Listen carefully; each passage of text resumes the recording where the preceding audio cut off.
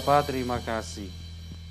Kau Allah yang setia dalam hidup kami, sekalipun ada hal-hal yang tidak kami pahami dalam hidup kami, tetapi Tuhan Yesus baik bagi kami semua. Kau menuntun langkah kami, membawa kami kepada tujuan yang ilahi, di balik semua yang kami alami. Dan kami sungguh percaya Engkau Ebenezer. Sampai di sini Engkau menolong kami, Immanuel, Allah yang menyertai kami sampai kepada kesudahan zaman. Dan datanglah kerajaan-Mu, jadilah kehendak-Mu dalam hidup kami, seperti dalam sorga.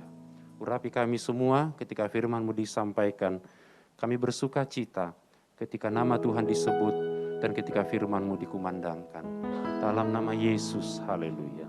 Amin, amin, amin. Silakan duduk Bapak Saudara sekalian. Shalom. Warga Kerajaan Allah Rock Bogor, saya baru kali ini ke sini. Dari rumah tadi saya berangkat jam 6:30, takut macet.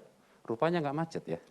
Ada tol baru dari Tangerang kota, sampai ke Kunciran, sampai Pamulang, baru jalan Parung ke sini. Tapi sepi banget, saya 1 jam bisa sampai. 7:30 saya sudah berdiri di situ, dilihatin kolam renang. Terima kasih kepada Bapak Gembala, Pak Simbolon, kepada Ibu, kepada tim gereja ini yang saya lihat luar biasa. Ini namanya percepatan ini ya. Keren banget gitu. Terima kasih buat Ibu Dokter, Bapak juga ya yang sudah tanyain saya, perlu dicolok-colok enggak? Enggak usah. Saya pakai masker aja. Bapak Ibu nyaman apalagi saya. Saya ingin memberitakan firman Tuhan kepada kita semua hari ini sesuai dengan tema dari gereja kita, train, latihan. Mari kita membuka Alkitab kita dalam 1 Korintus 9 ayat yang ke-27. Nama saya Janus Panjaitan, sudah menikah, anak 3, perempuan semua, usia kelas 2 SMP, kemudian yang kedua kelas 4 SD, yang paling kecil kelas TKA. Ya, anak saya perempuan semua, istri saya cantik juga, jadi saya paling bahagia di rumah karena jadi laki-laki sendiri. Orang Batak asli saya, ada orang Batak di sini? Ini bukan kesukuan, mau tanya doang. Namanya orang Batak itu dimanapun, oh Pak Bapak udah pastilah. Orang Batak itu walaupun nggak semarga, tapi kalau di perantauan jadi saudara gitu loh. Apalagi kalau kita ini warga kerajaan Allah, lebih klop lagi gitu ya. 1 Korintus 9 ayat yang ke-27, tetapi aku melatih tubuhku dan menguasainya seluruhnya, supaya sesudah memberitakan Injil kepada orang lain, jangan aku sendiri ditolak. Ayat yang kita baca ini adalah pernyataan seorang rasul besar, namanya Rasul Paulus. Kata melatih di teks Alkitab ini sebenarnya lebih kepada menaklukkan atau mengalahkan. Ya, hupobiazo itu menaruh di bawah. Ya maafkan saya dosen, kata Pak Gembala begitu, jadi agak mengajar dikit ya. Kalau Bapak Ibu Gembala Saudara kan lebih kepada karunia kenabian penggembalaan. Kalau saya ini suka dengan yang namanya pengajaran. Nah kemudian kata menguasai, kalau kedengar kata doulos, ya, doulo gageo, itu berarti menjadikannya hamba. Jadi ketika Paulus mengatakan ini, dia sedang berkata seperti ini, aku menaklukkan tubuhku dan menjadikannya hamba, supaya ketika aku memberitakan Injil kepada orang lain, jangan aku sendiri ditolak. Bukan Tuhan yang nolak, kalau konteks ayat itu bukan Tuhan. Tapi orang-orang yang dengar, tidak jadi batu sandungan, itu maksudnya. Nah, saudaraku sekalian, ketika kita mengkaitkan teks ini dengan tema bulanan kita, train, latihan, percayalah, Tuhan itu Bapa yang baik, amin. Dia melatih kita setiap saat. Dia itu Bapa kita dan kita adalah anak-anaknya. Dia terus melatih kita sampai kita bisa menaklukkan kedagingan kita dan menjadi serupa seperti Tuhan. Jadi jangan bilang Tuhan itu nggak bersama dengan saya ya. Tuhannya di mana? Ini saya lagi kesulitan, lagi berat, bebannya luar biasa, nggak tahu mau ngapain ke depan. Tapi percayalah, kadangkala karena kita terlalu fokus dengan masalah, tidak bisa rasa kehadiran Tuhan. Betul? Terlalu kita rasa sakit. Sakit ini yang kita ingat. kehadiran Tuhannya tidak kita rasa. Salah satu teknik dalam kesembuhan jiwa kan kayak gitu. Ketika kamu disakiti, kamu trauma, kamu bisa bayangkan gak Tuhannya di mana? Iya, aku tahu Tuhan ada di situ, cuma aku terlalu sakit. Nah, sekarang pindahkan fokus kita ke kehadiran Tuhannya. Nah, kalau kita berbicara tentang berlatih, olahraga seperti gambar saya itu, orang dia berlari, latihan. Ada rasa sakitnya. Ya. Ada rasa sakitnya, capek. Mungkin ada cedera otot sedikit. Mungkin dia harus bayar harga. Dia harus ambil waktu khusus berlatih. Tetapi di balik itu dia juga punya niat menyembuhkan diri sendiri. Jadi ketika kita berbicara tentang berlatih, kita ngalamin kesakitan. Ketika kita tidak dihargai orang, tidak dihargai oleh pemimpin, kita rasa sakit loh. Saya pernah ngalamin itu. Saya lapor ke Pak Roni saya lagi ngalamin ini. Pak Roni bacakan saya doa, Mazmur 23. Dan dia coba kasih saya sebuah nasihat, agar saya tidak terus-menerus sakit hati dengan pemimpin saya. Saya harus move on ke sini. Di mana saya harus jadikan kesakitan yang di situ jadi sebuah alat, jadi sebuah latihan saya untuk makin cepat maju. Amin. Ketika engkau mengalami kekurangan di sini, Tuhan, saya sudah berdoa, sudah puasa, sudah meler-meler hidung saya karena banyaknya air mata atau mungkin ingus yang keluar karena doa. Tapi kok Tuhan gak jawab saya? Hei, hari ini jadikan pengalaman-pengalaman yang tanda petik tidak didengar doa kita, pindah ke area ini. Jadikan itu sebuah latihan, engkau menyembuhkan dirimu dan percaya. Tuhan sanggup membuka pintu-pintu sorga. Terobosan-terobosan yang baru. Jadi latihan kayak gitu. Kalau ada orang yang atletik, berlari, dia latihan terus lemes, ya gak bakal bisa juara. Mungkin dia baru 50, jarak pendek, jarak 100 meter gitu ya. Di meter yang ke-60 dia sudah lemes, ya gak bakal maju, gak bakal berhasil. Jadi ingatlah, kalau Tuhan izinkan kita disakiti, jadikan itu sebuah latihan bagi kita untuk melepaskan pengampunan. Latihan. Dan banyak orang tidak mau maju, banyak stuck di area yang sakitnya. Padahal Tuhan kasih kamu kemampuan untuk kau bisa menyembuhkan diri sendiri. Amin. Target dari latihan kita adalah keserupaan seperti Kristus. Keserupaan seperti Raja kita. Keserupaan seperti yang Dia mau, kehendaknya dalam kehidupan kita. Saya ingin mengajar kita hari ini dalam sebuah kisah dalam Ulangan pasal yang pertama ayat 20 sampai 33. Saya pindah ke sini dulu. Kemudian kita berangkat dari Horeb dan berjalan melalui segenap padang gurun yang besar dan dahsyat yang telah kamu lihat itu ke arah pegunungan orang Amori. Seperti yang diperintahkan kepada kita oleh Tuhan Allah kita, lalu kita sampai ke Kades Barnea. Ketika itu aku berkata kepadamu, kamu sudah sampai ke pegunungan orang Amori yang diberikan kepada kita oleh Tuhan Allah kita. Catat, janji Tuhan, tanah Kanaan itu sudah diberikan. Ya, sudah diberikan. Itu tolong diingat. Ketahuilah Tuhan Allahmu telah menyerahkan, diulang lagi, menyerahkan negeri itu kepadamu. Majulah, dudukilah, seperti yang difirmankan kepadamu oleh Tuhan Allah nenek moyangmu, janganlah takut dan janganlah patah hati. Ya, jadi ketika mereka sampai di tanah Kanaan, mereka sudah lihat. Kalau kita baca teksnya di versi sebelum-sebelumnya di kitab Keluaran, ada orang-orang yang tinggal di situ.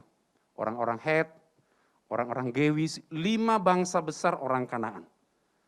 Tapi dari satu sisi, tanah itu tanah yang menjanjikan. Prospeknya cerah di masa depan. Karena ketika para pengintai itu membawa buah-buahan hasil dari negeri itu besar-besar, begitu kan? Luar biasa suburnya. Ayat yang ke-22, next bro.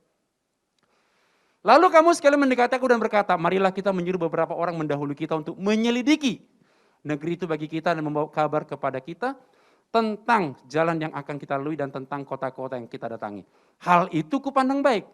Jadi aku memilih daripadamu 12 orang, dari tiap-tiap suku seorang.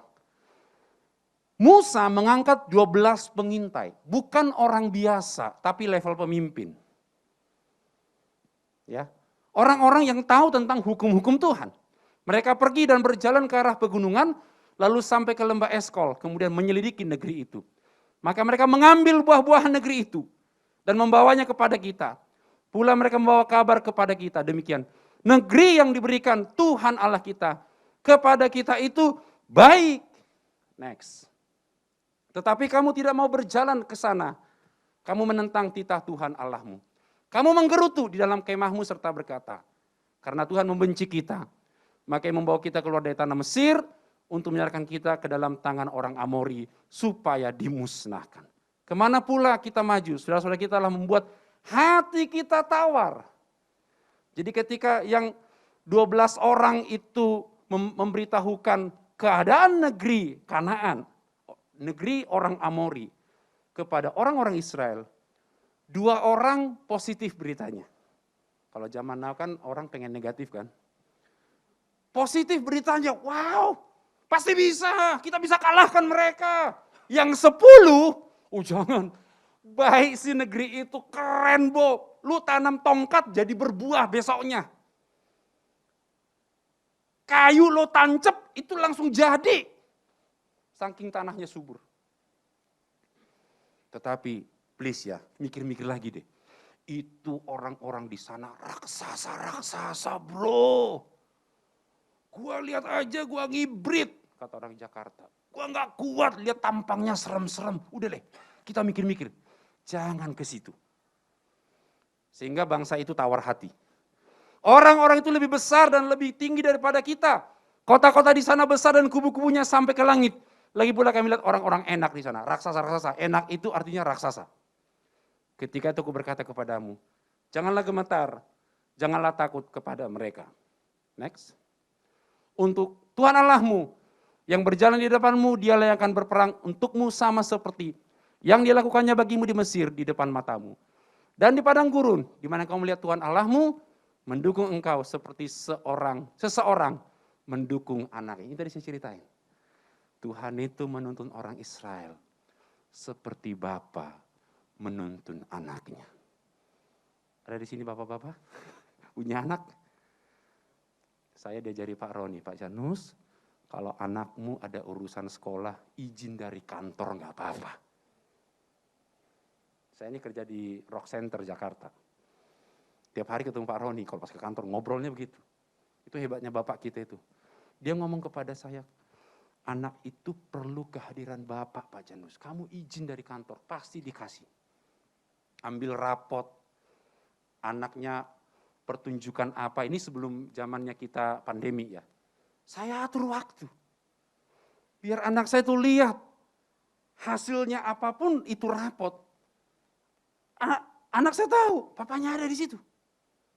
Seperti itulah Tuhan kita. Tuhan mendukung kita, anak-anaknya. 32, tetapi walaupun demikian kamu tidak percaya kepada Tuhan Allahmu, yang berjalan di depanmu di perjalanan, dan seterusnya. Nah, ada hal yang ingin saya sampaikan kepada kita, beberapa poin dari yang kita baca ini. Saya sungguh meyakini ayat ini sering kita dengar. Tetapi yang pertama, sebagai wujud latihan kita hari-hari, dalam situasi yang sedang kita hadapi hari-hari ini, mari kita mempercayakan diri kita kepada Tuhan. Lihat kanan kiri, main mata sama dia. Suami lihat istri, istri lihat suami. Percayakan dirimu kepada Tuhan. Ya, yang punya pacar juga sama. Kalau pacar di sini boleh lah. Lirik juga. Kita mau menikah tahun depan, percaya. Sanggup, Tuhan cukupkan, minimal begitu. Nah, saudaraku sekalian, untuk kita percaya kepada Tuhan, diperlukan yang namanya ketulusan. Anak itu gak pernah nanya sama kita, Papa bisa bayar SPP saya gak sih? Betul kan? Taunya anak kita awal bulan ketika sudah ada virtual akun, ini karena anak saya kan sekolah juga. Kita masukkan input virtual akun, kita bayar transfer masuk, selesai. Anak itu gak pernah tahu, Papa bulan ini punya duit gak? Bapak lagi miskin beneran atau lagi gimana Pak? Papa lagi sedih gak kalau bayar SPP saya? Anak itu polos. Tuhan mau sikap seperti itulah yang ingin kita tunjukkan kepada Bapa kita. Begitu percaya kalau Bapa di sorga itu mampu untuk menolong kita, menopang kehidupan kita. Tapi seringkali percaya kita kepada Bapa kita, lebih banyak kita dengarkan kata-kata orang. Didistorsi, dirusak oleh apa kata orang. Suara-suara dari luar yang membuat kita tidak fokus percaya kepada Bapa dengan tulus. Mazmur 34 ayat 8 berkata seperti ini.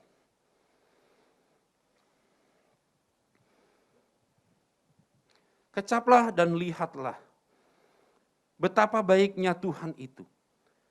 Berbahagialah orang yang berlindung padanya. Seringkali kita merasa bahwa kita mau lihat dulu, baru tahu rasanya. Baru bisa tahu, bisa ukur rasanya, bisa tebak. Tapi Tuhan kita enggak. Kamu rasain dulu, baru lihat. Nah, ketika kita kembali kepada apa yang Tuhan mau, maka kita akan belajar sungguh-sungguh bahwa sesungguhnya kita perlu begitu percaya dengan ketulusan hati, dengan polos di hadapan Tuhan. Tuhan gak pernah merancangkan yang buruk-buruk bagi kita, percaya deh. Saya ikut keluarga rock sudah 7 tahun. Ya, kalau dulu saya orang Pentakosta asli, bapak saya gembala GPDI. Saya besar, mohon maaf nih bahasa saya karena anak pendeta. Saya besar karena persembahan. Karena perpuluhan jemaat. Saya ngerti banget, bapak saya melayani di kampung itu kayak apa. Di kampung saya itu jemaat kan pada miara babi ya. Jadi kalau babinya beranak 10, satu untuk pendeta. Iya benar, itu di kampung. Mereka punya hasil kebun, nanti diantar ke rumah saya. Secara makanan, tidak pernah kurang. Tapi hepeng, nggak ada. Tapi saya harus mengatakan, saya dari SD, sampai sekarang, mau bukannya sombong. Saya dari SD, sampai sekarang saya ngambil program doktor. Saya nggak pernah bayar sekolah saya. Bapak saya nggak pernah bayar. Saya mau kasih tahu, Tuhan pelihara saya. Saya menikahi suku dari orang China, dari Jember istri saya. Menikah pun itu empot-empotan, namanya kita merantau, orang-orang Batak kayak saya merantau itu modal dengkul. Ikut sama gembala, jadi anak yang baik, taat kepada gembala. Tiba-tiba, kapan kamu menikah? Rencana sih tahun depan om. Ya udah, nggak apa-apa, nggak usah pikirin biaya. Jemaat pada ngumpulin. Ada yang bawa telur bulat, ada yang bawa beras, ada yang bawa ayam. Jadi pernikahan. Makanya saya bilang, saya dari waktu SD sekolah, sampai sekarang saya lagi belajar lagi, saya nggak pernah keluarkan biaya untuk sekolah. Kenapa? Saya percaya Tuhan itu buka jalan kalau itu kehendaknya. Masalahnya kita lebih sering dengar apa kata orang tentang kita. Ketika kita melangkah, Tuhan sediakan. Masalahnya kita mikir-mikir, bagaimana ini bisa mungkin terjadi?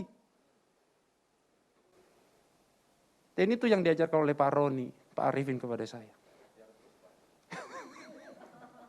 Saya jadi gak enak sama senior. Saya lanjut. 2 Korintus 5 ayat 7 berkata, sebab hidup kami ini adalah hidup karena percaya, bukan karena melihat. Next bro, ada slide itu.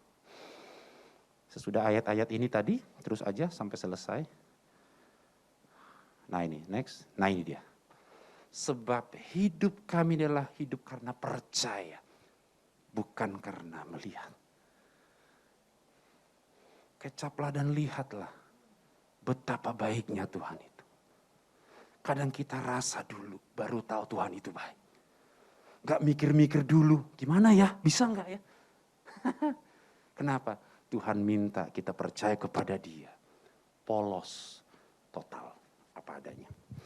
Nah saya ingat cerita, ini sering dikhotbahkan para pendeta sebagai ilustrasi kepolosannya. Ada pertunjukan sirkus oleh seorang pemain sirkus. Dia bisa jalan di atas seutas tali dari satu bukit ini, ke bukit yang sini jalan dengan sebuah tali, begini. Dia nanya sama orang-orang yang nonton, kalian percaya nggak? Saya bisa jalan dari sini ke sana di atas sebuah tali. Percaya Pak, Bapak pasti bisa, Bapak orang hebat, sakti. Jalan dia. Sampai di sini nanya lagi, ada orang sini yang nonton. Gimana, kalian percaya aku bisa balik ke sana? Oh bisa Pak, pasti Bapak bisa lah, tiap hari Bapak begitu. Sampai sini lagi. Kalian percaya nggak? Kalau saya jalan dari sini, sampai ke sana, sambil gendong anak atau gendong orang yang di antara kalian. Ada yang mau? Diam semua. Mikir lama, waduh resiko. Oh, janganlah, saya asuransi belum lunas ini, belum bayar-bayar asuransi. Bahaya. Tiba-tiba seorang anak muda bilang, saya mau Pak, saya mau. Hah, semua orang tepuk tangan. Tepuk tangannya makin lama makin hilang. Karena jantung makin kenceng, berdetak. Takut ini orang beneran gak selamat. Bapak ini gendong seorang anak. Ditaruh di pundak, bapaknya mulai jalan. Sampai di ujung sana, berhasil. Semua tiba-tiba datanglah salah seorang jemaat penatua di Rock Bogor. Nanya itu anak, bro, lu serius? Tadi itu lu doanya gimana? Kok lu yakin banget itu bisa digendong tuh bapak dan lu selamat? Lu puasa berapa lama bro? Gak usah puasa Pak, gak usah nangis-nangis sama Tuhan. Ya aku percayalah, bapak gua itu. Coba kita berpikir sebuah paradigma yang baru tentang cerita saya ini. Yesus mengatakan, janganlah kamu khawatir akan hari esok. Dia ngomong gitu kan? Karena hari besok punya kesusahan sendiri. Kesusahan sehari, cukuplah sehari. Artinya apa? Dia jadi Bapak yang baik. Dia mengajar kita selangkah demi selangkah. Dia tidak pernah tunjukkan kepada kita dengan jelas, 2 tahun ke depan akan makan begini. Enggak. Kita itu diajar untuk bergantung sepenuhnya kepada Tuhan. Untuk mengikuti instruksi Tuhan dengan tegas, dengan nangkap, dan dengan taat. Kalau hari ini Tuhan pelihara kita, bersyukurlah. Sekalipun ada riak-riak dalam kehidupan kita yang gak enak, berterima kasihlah. Kalau ada harapanmu yang belum terwujud, ingatlah yang namanya ke puncak, itu kan gak selalu naik nanjak terus. Ada saat kita turun sedikit, betul? Biar mobil kita tuh gak ngap, bisa ganti persneling, kemudian kita bisa langsung naik lagi dengan cepat. Ada saatnya Tuhan menunda doamu. Ada saatnya Tuhan seperti tidak dengar doamu. Ada saatnya atap rumahmu, atap gedung ini ketika engkau doa, kayaknya jadi atap yang tidak bisa tembus doa kita kepada Tuhan. Ingat, itu sebuah tempat kau istirahat untuk mengumpulkan kekuatan, sehingga kau bisa lebih naik dan lebih cepat untuk maju. Yang setuju katakan amin. Saya ada ilustrasi itu bro, bisa ditunjukkan. Ini akibat kalau kita, ini adalah ilustrasi yang baik untuk kita, apapun yang kita lakukan dalam Tuhan, selalu ada komentar. Jadi jangan percaya dengan apa kata orang lah. Ya kalau itu apalagi itu negatif gitu ya. Ada bapak, nenek-nenek, kakek-kakek punya keledai satu-satunya. Ketika mereka naik berdua, orang bilang, waduh itu kakek nenek gak punya hikmat. Matilah itu keledai. Tapi ketika si neneknya jalan, bapaknya naik di keledai, aduh kakek, engkau gak sayang istri kek. Masa kau biarkan istrimu jalan? Kasihan udah tua.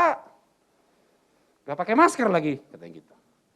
Yang ini kebalikannya, kakeknya yang jalan, neneknya naik keledai. Orang bilang apa? Ya ilah, laki-laki takut istri, suami di bawah ketek istri, dasar lo kayak nggak bisa jagain, nggak bisa ngajarin istri. Ketika mereka berdua jalan, keledai nggak ada beban. Orang bilang apa? Ini kagak kasar nih, maafkan saya. Bego banget sih kakek nenek punya keledai nggak dinaikin. Apa engkau punya intimidasi dari orang tertentu dalam hidupmu sampai hari ini? Ada orang bilang gini, hei lu kalau gaya hidup begini, dikutuk loh. Hei kamu, kalau kamu begini nih kamu lakukan, sampai kapanpun kamu gak berhasil. Saya kasih tahu, Tuhan kita lebih sakti dari orang itu. Jangan percaya. Karena apapun yang kita lakukan, orang-orang selalu punya, selalu akan mencari sesuatu yang bisa dikatakan. Jadi fokus kepada tuntunan Bapa. Amin. Saya belum selesai kan. Yang kedua adalah sesudah kita polos, kita percaya kepada Tuhan dengan sungguh-sungguh, maka yang kedua, yang perlu kita latih dalam kehidupan kita adalah milikilah pikiran Kristus. Tadi saya sudah bacakan kepada kita, bahwa saat menjanjikan tanah Kanaan, Tuhan tidak ngomong, tanah itu kosong loh. Lu tinggal masuk, bangun rumah, bikin pemerintahan, bikin irigasi, bangun sistem ekonomi, penduduk didaftarkan, bikin KTP, enggak kayak gitu. Hei, kalau kamu masuk tanah Kanaan, di sana ada bangsa-bangsa yang besar. Orang-orang Hewi, suku-suku Enak, 5 bangsa besar di Kanaan. Tetapi ingat, selain ada tantangan, ada sukacita. Tanah itu subur. Tadi mereka bilang, buahnya besar-besar. Buah anggur, buah apalah yang ada di Kanaan itu besar-besar. Tanahnya menjanjikan. Nah, tetapi masalahnya orang Israel ini hanya fokus kepada untungnya saja. Makna ayat ini sama itu dengan ketika Lot melihat Sodom dan Gomora. Pernah baca itu? Alkitab mencatat seperti taman Tuhan. Taman Tuhan menunjuk apa? Eden. Jadi ketika mereka melihat prospek Kanaan itu luar biasa. Tapi mereka tidak mau melangkah maju, mereka takut karena ada orang-orang raksasa di sana tadi. Saya mau kasih tahu kepada kita. Kalau ada hal-hal yang belum kita pahami, menjanjikan sih, tapi Tuhan suruh kita ke sana. Selaraskan pikiran kita dengan pikiran Kristus. Yang setuju katakan amin. Selaraskan pikiran kita dengan pikiran Kristus. Cari tahu kenapa sesuatu peristiwa itu terjadi dalam kehidupan kita. Apa maknanya? Temukan alasan Tuhan, temukan tujuan Tuhan ketika kita diizinkan mengalami sebuah peristiwa.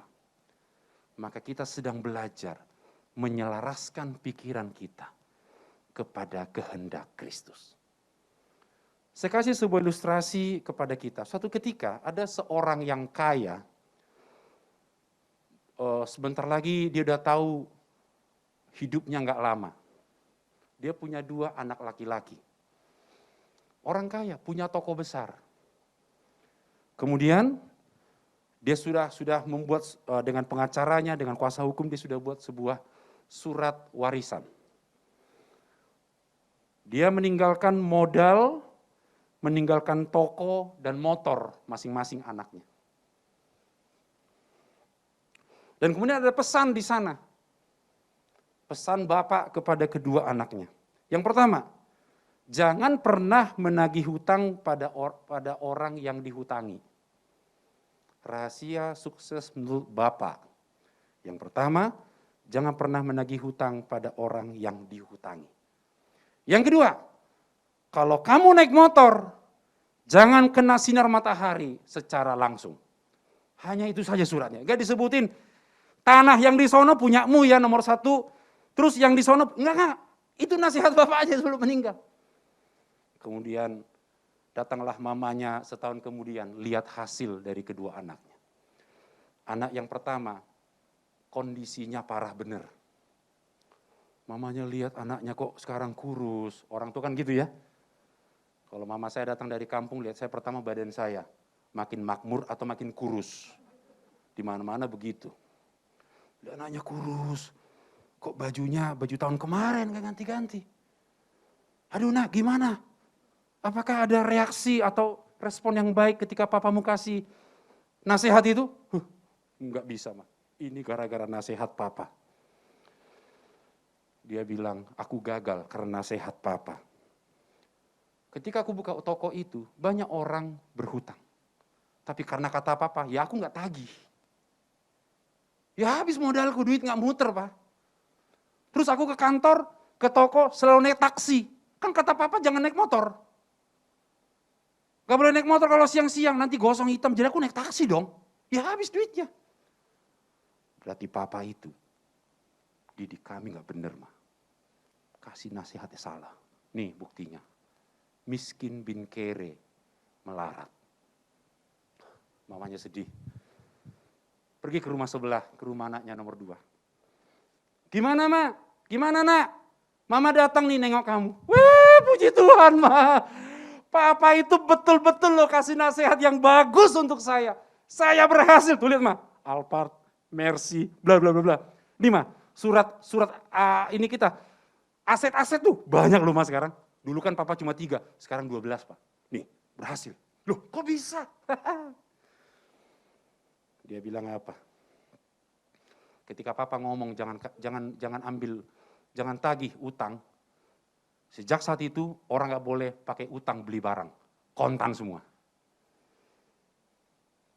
Jadi cash flow kita bagus, mah. Papa bilang kalau naik motor jangan kena matahari secara langsung. Saya nggak mau. Saya bangun pagi-pagi, buka toko naik motor, kan matahari belum ada. Terus sore-sore udah malam baru saya tutup toko, mah. Artinya pelanggan di pagi-pagi subuh-subuh sama malam-malam ada juga rupanya marketnya, mah. Jadi mereka yang pulang kerja, toko sebelah udah tutup, kita masih buka. Pelanggan kita banyak, mah. Nah, dari cerita saya ini, Bapak Ibu nangkap pola pikir. Kenapa orang baca firman, yang satu berubah, yang satu enggak? Kenapa orang dengar khotbah, yang satu diberkati, yang di sini pulang bersungut-sungut? Itu pendeta. Kayaknya itu khotbah untuk saya itu. Jangan undang lagi lah Pak Pendeta. Si Panjaitan itu. Orang Batak lagi mirip Bapak. Khotbahnya nggak enak, nembak-nembak saya terus. Tapi yang di sini bilang, Pak Pendeta, jadwal Pak Janus kapan lagi? Ini promosi biar diundang lagi ya Pak ya? Enggak Pak. Saya bulan Juli datang lagi kok, Bapak udah kasih tahu saya kok. Kapan lagi jadwal Bapak itu? Kenapa? Aku diberkati Pak. Rupanya disampaikan oleh hamba itu benar. Saya mau terapkan dalam hidup saya mau berubah, dan biar makin Tuhan berkenan dalam kehidupan saya. Bisa dibedakan? Miliki pikiran Kristus. Saya mau cepat-cepat. Ada lagi sih penjelasan ini, tapi nggak usah. Kita ibadah kemudian. Yang ketiga, berani mengambil resiko. Orang Israel berpikir bahwa tanah Kanaan itu kosong. Karena tadi pola pikirnya. Tidak berani berhadapan dengan penduduk asli Kanaan. Padahal sejarah mencatat nenek-nenek moyang mereka. Atau yang generasi sesudahnya, Abraham, pasal 12 Kejadian. Abraham, pergilah dari negeri ini ke sebuah negeri yang akan aku tunjukkan kepadamu. Tidak disebut, pergilah ke Bogor. Ke tempat Rock Bogor. Enggak. Saya tadi ketika dikasih Pak Happy, kemarin Sherlock ke tempat ini, saya percaya dengan GPS saya. Saya nggak bilang, dasar GPS ini salah nyalain. Ini kan ada tol nih di atas nih. Wah ini salah nih. Enggak, saya percaya. Dan tiba sampai di sini dengan selamat. Ketika Tuhan kasih kita petunjuk, kita kasih sebuah arahan, harusnya percaya. Amin. Sadar Mesa Abednego. Yang tidak menyembah patung ini, kata Nebukadnezar, engkau akan mati. Risikonya apa? Masuk dalam perapian, betul kan? Ketika Daniel yang memanggil nama Tuhannya selama beberapa hari ke depan, dia harus masukkan ke gua singa. Betulkah dia masukkan ke gua singa? Betul. Ada risiko. Jadi saya mau kasih tahu kepada kita, saudara-saudara sekalian, bahwa ketika kita berani mengambil risiko, kita sedang berada memindahkan kenyamanan kita, zona nyaman kita, kepada sebuah kehendak Tuhan yang penuh dengan tantangan. Tolong tunjukkan bro, saya ada kutip sebuah pernyataan saya. Pengalaman iman seseorang sangat menentukan sikap dan kualitas. Orang yang telah mengalami jamahan tangan Tuhan akan menjadi orang yang memiliki iman yang tangguh, sekalipun risiko besar akan dihadapi. Melihat Bapak Ibu ini sih saya lihat ini orang-orang yang sudah lama mengikut Tuhan sebenarnya. Kelihatannya ya, dari wajah-wajahnya saya bisa tahu lah. Ini orang-orang yang sudah paham tentang aturan, tentang firman Tuhan, tentang semua segala sesuatu. Mungkin di atas kita udah 10 tahun lebih ngikut Tuhan rata-rata ya.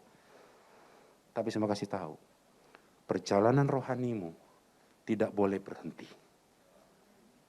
Ambil resiko kalau Tuhan yang nyuruh. Resiko nggak ditemenin, banyak. Resiko nggak dianggap, apalagi itu.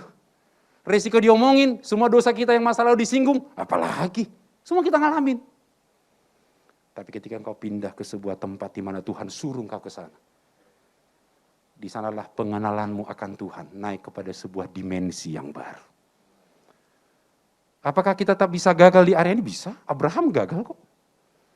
Dia bilang istrinya si Sarah itu saudaranya, betul kan? Di depan Raja Gerar. Apakah sudah tidak tanpa dosa? Enggak, ada dosa, ada kelemahan. Tapi kita belajar mengenal hati Tuhan, sumber kasih karunia.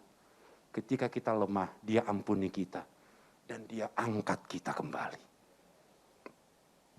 Bersukacitalah jika ada orang yang mengingatkan saudara. Ambil risiko dan latih diri kita. Jika ada orang mengingatkan kita dan kita marah, itu nasihat, itu tandanya nasihat itu mengena di hati kita. Saya pernah ditegur oleh gembala saya di gereja saya yang lama, gereja Pentakosta. Ada orang pemain musik ngambek sama saya, nggak mau berteman sama saya. Kalau orang Medan bilang nggak mau kawanan sama saya, gara-gara hanya bicara dan dia tersinggung. Dan dia tidak mau lagi melayani. Pemain musik kami cuma dia doang yang bisa di area musik itu. Jadi timpanglah pemain musik. Dari 3 cuma 2. Saya bilang, saya akan skors itu orang. Kurang ajar gara-gara berantem sama saya kok dia pelayanan kok. Dia tinggalkan. Skors dia. Sebulan nggak melayani. Terus ketika doa pagi, saya dipanggil oleh ibu gembala saya. Ibu gembala saya kayak bapak model bapak Manungkul dan ibu nih. Kuat dengar suara Tuhan. Saya kan nggak bisa itu gitu-gitu. Dia bilang gini, Tuhan bicara. Kamu jangan seolah-olah merendah di atas ketinggian. Kamu mencoba merendah di atas puncak gunung. Itu kayak gampar saya. Plong. Plong. Apa yang saya lakukan? Itu hari Senin. Habis di gembala saya ngomong, saya pergi ke sana. Dia belum berangkat kerja, udah mau jalan. Bro, sorry. Saya mau ngomong sesuatu. Saya minta maaf ya. Kalau gara-gara saya, kamu ini tidak nyaman. Saya peluk dia dan dia menangis. Saya belum kuat seperti imannya bro, yang kalau dimarahin itu langsung pulih. Saya tipe orang kalau dia ngomong itu ya pelan-pelan aja Pak, gak usah bentak-bentak saya. Berarti salahnya di siapa? Hari Tuhan ajari saya. Tuhan ajari saya.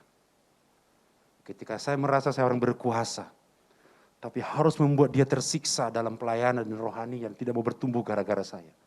Itu yang tadi Rasul Paulus bilang. Agar jangan sampai orang lain tertolak karena aku memberitakan Injil. Jika ada orang mengingatkan kita agar jangan mengejar uang, lalu kita marah. Sebenarnya ada cinta uang dalam kehidupan kita. Kalau ada orang mengingatkan kita tentang kekudusan dan kita marah, sesungguhnya ada kenajisan yang sedang kita simpan. Dan kalau ada orang mengingatkan kita tentang kejujuran dan kita marah kan hal itu, sebenarnya kita sedang menyimpan kejahatan tersembunyi dalam kehidupan kita. Yang terakhir, yang keempat, saya akan selesai. 5 menit akan selesai. Yang keempat adalah jangan memberontak. Latih diri kita untuk tidak memberontak kepada Tuhan. Ketika mereka tidak percaya dengan Tuhan, Tuhan itu nggak marah. Taulah namanya dia Bapak yang baik, udahlah nak, kamu level imanmu untuk percaya mungkin belum. Tapi ketika ada orang-orang yang 10 pengintai membuat kabar busuk dan menyebarkan sebuah berita bohong, hoax di antara Israel dan Israel tadi kita baca, tawar hati. Disitulah murka Tuhan turun. Saya menyelidiki kenapa mereka ini enggan untuk masuk, laporan 10 orang ini enggan untuk masuk ke tanah Kanaan. Saya ceritakan sebuah pendapat seorang rabi. Rupanya begini, 10 orang ini, pemimpin ini tahu. Di hatinya gini ya, selama kita di padang gurun, Tuhan itu setia. Butuh daging, burung puyuh. Ya kan? Butuh roti, ada manna. Butuh air, sekali plak keluar air. Bahkan ada tafsiran yang agak orang Ibrani yang agak mistis. Ada gunung batu yang berjalan bersama-sama dengan mereka sambil mengeluarkan air. Walaupun tafsiran ini saya belum terima benar ya. Ada tafsiran gitu. Jadi ada gunung batu yang jalan terus mengikuti mereka di padang gurun. Sehingga mereka gak kekurangan air. Dan mereka tahu pertolongan Tuhan itu nyata di padang gurun. Ada bangsa-bangsa, orang Medan bilang, macam-macam. Bawa tabut perjanjian dan segala macam, mereka kalah. Mereka bisa menang terhadap musuh-musuh. Mereka tahu spiritual mereka di padang gurun itu bagus. Akrab dengan Tuhan. Ada tiang api, ada tiang awan setiap harinya. Malam-malam di padang gurun harusnya itu sangat dingin. Tapi penyertaan itu ada tiang api sehingga mereka hangat. Siang-siang panas terik. Ada tiang awan membuat mereka seperti payung besar. Sehingga mereka tidak kepanasan. Mereka bilang kalau kita masuk tanah Kanaan, kita gak ngalamin itu lagi. Gak ngalamin Tuhan yang besar lagi. Kita berhadapan dengan musuh-musuh kita. Dan mereka enggan. Saya mau kasih tahu kepada kita. Next bro. Ini poinnya. Ini masuk ke nilai gereja kita. Saya mau kasih tahu. Hadirat Tuhan yang Bapak Ibu rasakan. Bukanlah tujuan akhir. Bahasa roh yang kau bisa panjatkan. Nubuatan yang kau dapatkan. Penglihatan yang kau dapatkan dari Tuhan. Itu bukan tujuan akhir kekristenanmu. Itu hanya sebuah batu loncatan untuk kau menjadi bermanfaat, ekspansi orang-orang di sekitarmu. Garam dan terang. Itulah gereja kita. Gereja kita, tanda petik, kurang jago urusan bahasa roh. Karena bahasa itu hanya di rumah saja kita jagonya. Baca firman itu di rumah berkitab-kitab. Di sini kita nggak banyak ayat mungkin kita dengar. Di rumah engkau kuat dalam mesbah doa, engkau kuat di sana. Dapat penglihatan, tapi itu hanya area situ saja engkau mengalami sorga. Tapi ketika engkau keluar dari sana, tadi Pastor Arifin mengatakan, engkau menjadi saksi yang siap mati bagi orang-orang di sekitarmu. Bagi Tuhan. Itu yang Tuhan mau, itu yang Tuhan latih orang Israel. Cukup sudah engkau mengalami pertolongan di padang gurun. Saat yang engkau keluar dari situ, masuk ke tanah Kanaan, hancurkan suku-suku yang di sana, suku-suku enak yang tadi. Bangun sebuah pemerintahan. Pemerintahan Kristus, pemerintahan Tuhan yang jadi berkat bagi bangsa-bangsa sekitar. Amin. Jadi ini poinnya ya. Selama kita bimbang, tapi kita diam, maka Tuhan akan menolong hingga kita mengerti. Jika kita berbicara kepada orang lain dan mempengaruhi mereka sehingga timbul pemberontakan di hati, ini membuat Tuhan marah dan murkanya turun kepada kita. Slide yang 2 terakhir mungkin ini. Peristiwa 12 pengintai ini terjadi pada tanggal 9 bulan Av, sekitar Juli Agustus penanggalan kita. Pada tahun 1313 sebelum Masehi. Jadi ketika mereka berontak kepada Tuhan, terjadi pada masa itu. Inilah titik awal di mana banyak masalah, banyak hal-hal yang buruk menimpa orang-orang Israel. Tunjukkan bro, saya akan selesai di sini. Tanggal 9 bulan Av. 1, 2, 3, 4, 5, 6, 7, 8 peristiwa. 423 sebelum Masehi. Tentara Babylon menghancurkan Bait Allah Salomo. Dosa pemberontakan. 70 Masehi. Ini sejarah umum juga ada. Romawi menghancurkan Bait Allah kedua. 133 Masehi. Orang Yahudi kalah total dari Romawi. 1295 Masehi. Perang Salib pertama, di mana ribuan orang Yahudi dibantai. 1290 orang Yahudi diusir dari Inggris. 1492 Masehi, orang Yahudi diusir dari Spanyol. 1942 orang Yahudi dipindah dari Warsawa ke kamp pembantaian. Ini terkenal ini ceritain. 2005 orang Yahudi diusir dari Gaza. Kenapa? dosa pemberontakan. Kalau ditanya lagi, kenapa Pak mereka ngalamin berulang-ulang tuh pada tanggal 9 bulan Av? Selalu berulang Pak sejarahnya. Cuma satu alasannya, tidak menerima Kristus sebagai Mesias mereka. Itu aja. Saya mau kasih tahu kepada kita hari-hari ini. Apa yang terjadi bagi orang-orang Yahudi seharusnya peringatan bagi mereka. Untuk benar bahwa Yesuslah Mesias yang hidup. Bahwa Yesuslah Raja mereka. Itulah sebabnya saya mau sampaikan kepada kita hari ini bagian yang terakhir. Percayalah kepada Tuhan. Miliki pikiran Kristus. Berani ambil risiko dan jangan memberontak. Latih diri kita di area 4 ini. Jalani hidup kita selangkah demi selangkah. Maka saya sungguh meyakini Tuhan ada bagi kita setiap saat.